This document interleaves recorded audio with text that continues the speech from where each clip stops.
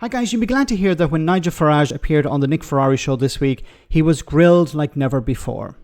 I'm joking, it was a love-in. So the Reform UK leader was on to push a number of narratives. First, that thanks to Richard Tice himself, justice is about to be served. Second, that Lucy Connolly isn't that bad of an individual. And third, that Yvette Cooper, the Home Secretary, picked sides. And of course, the wrong side. Have a listen to this. I don't think this case would even be in court if Richard Tice and I hadn't threatened to take a private prosecution. This is where two-tier comes from. You know, this incident happens at Manchester Airport, and months and months and months and months go by. Yes, because it takes time to carry out an investigation. Investigations take time. They can take up to years. We don't know what's happening within this investigation. Now, as soon as it happened, you and Richard Tice decided what we're going to do is we're going to have a private prosecution take place. Now, of course, citizens cannot carry out private prosecutions when it comes to criminality. You can take a civil case, but not a criminal case. So this was all just a publicity stunt. We in Reform care about justice. We in Reform care about seeing these people put in jail.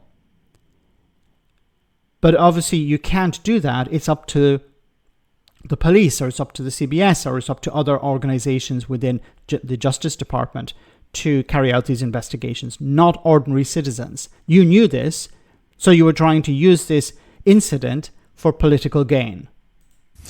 Southport happens, and a woman with a previously wonderful record within days is in court and gets 31 months in prison. So he's talking obviously about Lucy Connolly. She didn't have a fine record before. Now, first of all, it's important to remember that she pleaded guilty. If she thought she had done nothing wrong, then why didn't she plead not guilty? She pleaded guilty and she got her time in jail and she'll be out. But you can see the evidence online of some of the comments she made before this incident. She doesn't have a clean record. She was engaging in some pretty dodgy stuff beforehand. I don't know if that was included in the evidence in her case, but she's not as innocent as Nigel Farage likes to portray her. Now, it'd be interesting to know what happens after she's released from prison. Is she going to have a position in Reform UK? Is she going to have her own show on GB News? I'd be very surprised if she goes along with it that Reform UK don't milk her in some sense. Because she's now a high-profile figure on the right. So I'm pleased it's happening.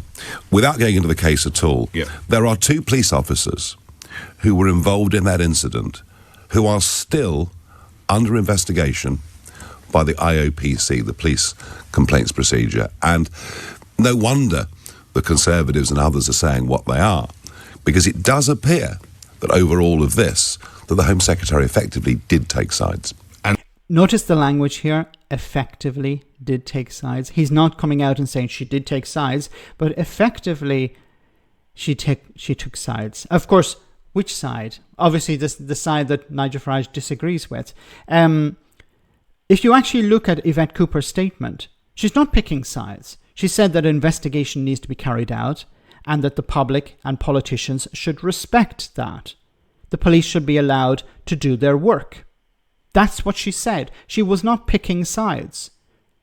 She said that the police should be allowed to do their work, that the police do a difficult job, that the police are in a difficult position, but this process must be respected. She's not picking sides. There's no evidence of her picking sides. And so that's a grave misstep by Yvette Cooper. It is, and I think this was the beginning. As I say, if you put this together with what happened at Southport and the reactions to both and what was said by both, you can understand why two-tier care has really taken off. There is no two-tier policing. The police have said that there's no two-tier policing. But of course, Farage has his narrative now. He has his slogan, two-tier policing, two-tier care, two-tier this, two-tier that. And he's going to use it going forward. He doesn't care about the consequences. He doesn't care about rioting. He doesn't care about what people do and how people use these slogans. It's all about power. one of the more recent ones that hasn't got a lot of traction, unfortunately. It did for a short period of time, but this was a real eye-opener for me. Like, I've never trusted Nigel Farage and I've always been critical of him.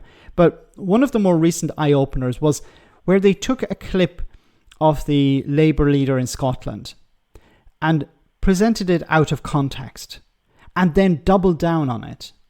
They didn't say, oh, it was a mistake or it was somebody, in the back room put it together and we didn't know. No, they doubled down on it.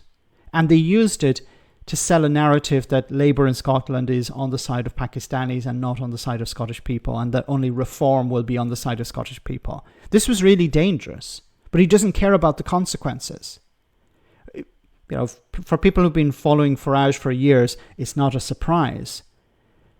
But it was a little bit surprising for me that they didn't try to ignore it, but they actually doubled down on it. And I think it's going to get worse and worse as we get closer to the next local elections and the general election in particular. Farage is going to be pushing all sorts of narratives, and he doesn't care about who gets hurt. Let me know in the comment section, guys, what you think, and I'll see you in the next video.